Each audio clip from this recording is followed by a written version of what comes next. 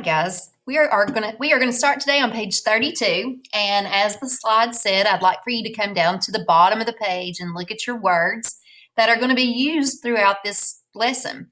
So the first word was inadvertently, 5 syllables, with a prefix in that means not, and a suffix ly that means in that way. So in an inadvertent way. If you act inadvertently, you do something by mistake or without realizing it. The next word is consumed. If you consumed something, you ate it. And finally is descended. If something descended, it moved downwards, like you descended the stairs. Also, as a pre-reading strategy, we're going to look at our pictures. We see Flora over here, and by her face and her hand movements, I think she might be a little frustrated. Is what I'm thinking is going through her mind. So, as we read today, I want you to think about the text features that you're seeing on the page, because after we finish reading this page, you're going to use your drawing tool on your slide to circle any text features that you see. Remember, that can be bolded words, capital letters, italics. So, for paragraph 67, it says, terrible things can happen to you.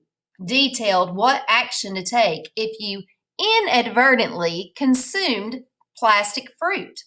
This happens more often than you would suppose. Some plastic fruit was extremely realistic looking. How to perform the Heimlich maneuver on your elderly Aunt Edith if she choked on a stringy piece of steak at an all-you-can-eat buffet. What to do if you were wearing a striped shirt and a swarm of locusts descended, run, locusts eat stripes, and of course, how to administer everyone's favorite life-saving technique, CPR. Well, let me go on first to say, that is a run-on sentence. That whole paragraph was one big long sentence, and we want to avoid that in our writing. But let's talk about why the author might have done that. Sometimes authors use really long sentences to tell you about that character. Flora is kind of a flighty person, you might say, a little dingy. She likes to use her imagination. She's very creative. So I think the author made that big, long run-on sentence so that we could show that Flora's mind is just going.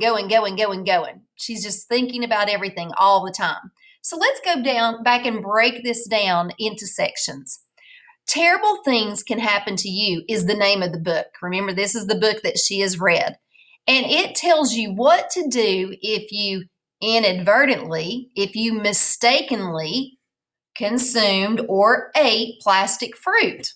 So I hope none of you have ever eaten plastic fruit, but she says this happened more than often than you would suppose, because some plastic fruit was extremely realistic looking. That makes me think that at some point in her life, she has accidentally eaten or inadvertently eaten plastic fruit.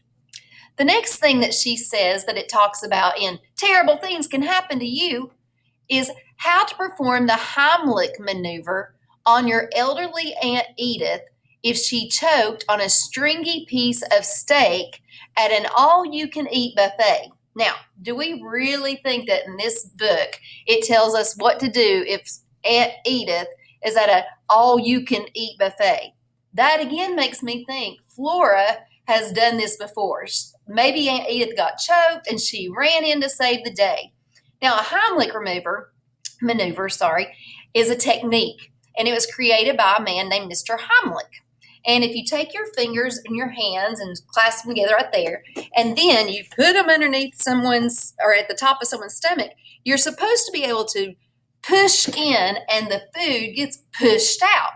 So the Heimlich maneuver is what you would do if someone was choked. And that's what had happened to her elderly or older Aunt Edith when she was choked on a stringy piece of steak.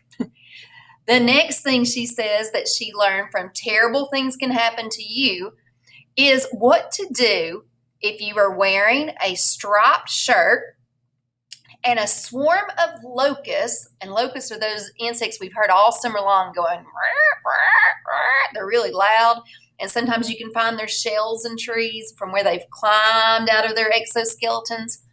Well, what to do if you're wearing a striped shirt and a swarm of locusts comes down on you or descends on you?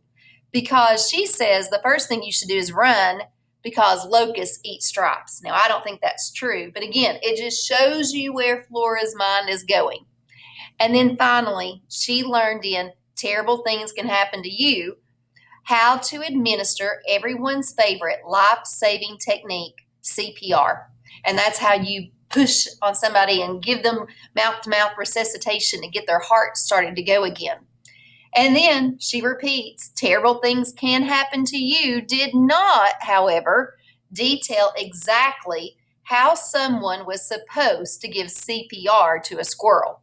Now, let's stop and make a prediction. What do you think Flora's getting ready to do to this squirrel? Yeah, I think you're right. I think she's going to get the idea to give it CPR.